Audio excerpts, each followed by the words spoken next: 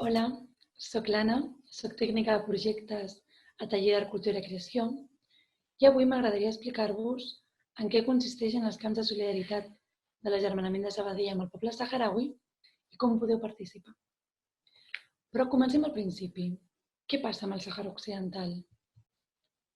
Per explicar-vos-ho breument, podem dir que el poble saharaui va passar de ser un poble nòmada que vivia lliurement al desert a ser colonitzat per Espanya a finals del segle XIX.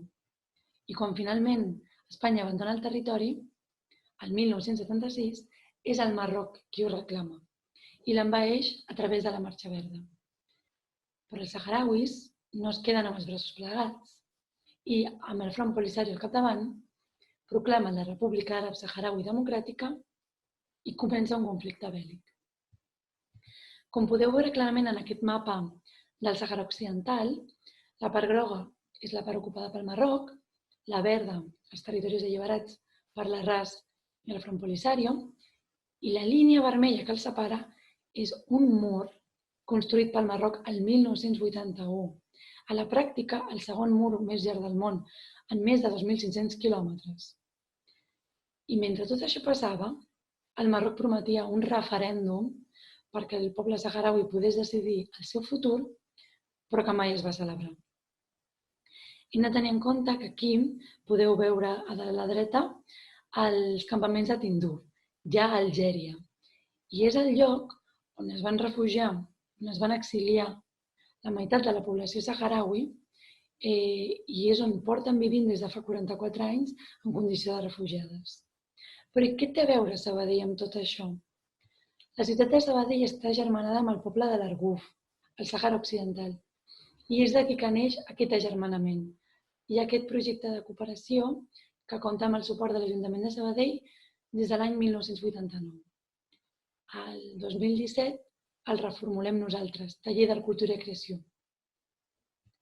I aleshores, d'entre totes les activitats i projectes que formen part d'aquest agermanament, un són els camps de solidaritat. I què són els camps de solidaritat?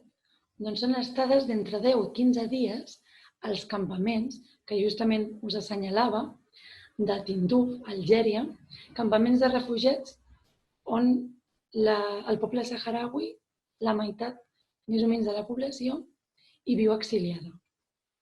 Llavors, aquesta participació als camps de solidaritat es fa amb un doble objectiu, que pugueu conèixer la situació de les persones saharauis obligades a viure en assentaments al desert des de fa 44 anys i, en menor mesura, poder intervenir amb accions socioeducatives amb les infants que ja hi viuen. Però realment l'important no és la nostra intervenció al terreny, sinó tornar, fer una tasca de retorn social. Això vol dir, després d'aquests 10 o 15 dies, tornar a Sabadell i poder sensibilitzar la ciutadania sobre les condicions de vida de les persones saharauis i el conflicte.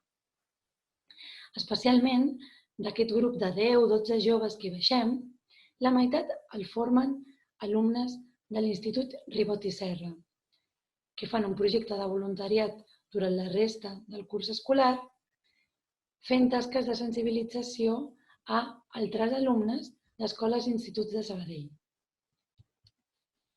Tot i que les circumstàncies actuals ens obliguen a anar canviant el cronograma que teníem pensat, podem dir que durant el mes de maig, fins al dia 17 concretament, rebrem les candidatures.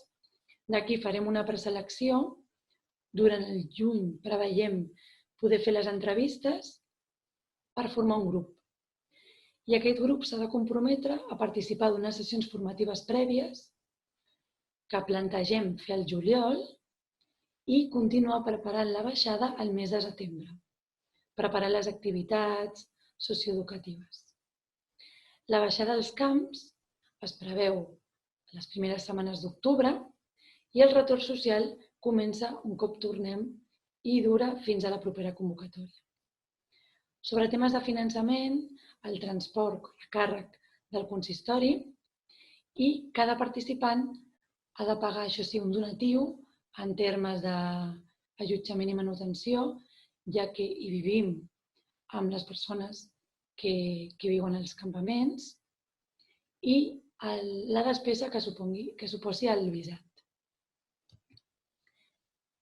Com saber si pots participar o no? Els requisits de participació obligatori seria tenir entre 18 i 30 anys i tenir disponibilitat per poder baixar els camps del 5 al 18 d'octubre de 2020. Els 10-15 dies estaran emmarcats dins d'aquestes dates. Després, es valora molt positivament estar empadronat a Sabadell, però si no, també busquem persones que visquin, treballin o estudiïn a la ciutat. També es valorarà tenir experiència en l'àmbit de les arts o el lleure educatiu. I com podeu participar?